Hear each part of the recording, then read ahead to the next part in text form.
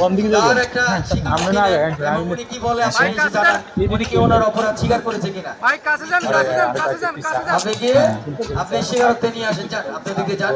আস্তাগফিরুল্লাহ কি জানে না? ইয়া আগে আমরা তাহলে আপনারা একটু বলে দেন যে আস্তাগফিরুল্লাহ, আমি তো ওনার হজে যাওয়ার ছবি দেখেছিলাম। মানে কাঁদতেছে, স্বীকার করতেছে, শেখ হাসিনা ফাঁসির মঞ্চ। অন্তিম সময় স্বীকার করতেছে। ভারত দিয়ে 3 দিন আছে ইয়া ইয়ে করবেন করি পরে যাই ওনার কি কোনো শেষ ইচ্ছা আছে? ইয়া নাকি শেষ? ফ্যাক্টরি করা হারে আমি মাস্টার বলতেছি, লাগবে ওনার কি কোনো শেষ ইচ্ছা আছে? আপনি কি বাইকে জিজ্ঞেস সব করেছেন? হিরা আছে তা হার হার ও এই কি বলেন, ইলিশ মাছ খাইতে চাইবে? কোন দিকে থেকে লুকি যায় নাহলে ইলিশ মাছ কেন খাইতে চাইবে? পরে কি কয়?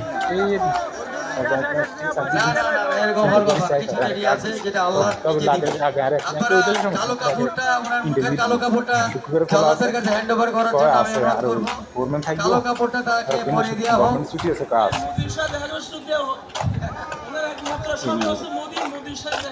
করেন না বেতন ওই সময় আগে দিতেন, পরে 10 দিন মানে ধরে খুব কাছে আছে।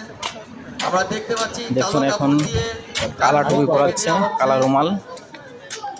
আমার নিজেরও খুব খারাপ লাগছে ব্যাপারটা আসলে। আস্তে আস্তে তোমাদের এভাবেই এত হবে শেখ তাড়াহুড়া হাসিনার কেন? ফাঁসি এই বাংলাদেশের কাপড়টা মাটিতে। বাঁধো, কালো কাপড়টা বাঁধো। উনি কলমা পড়েছে, আলহামদুলিল্লাহ। আল্লাহ আমাদের যা শাস্তি দিচ্ছি আল্লাহ ওনাকে ক্ষমা করে দিক।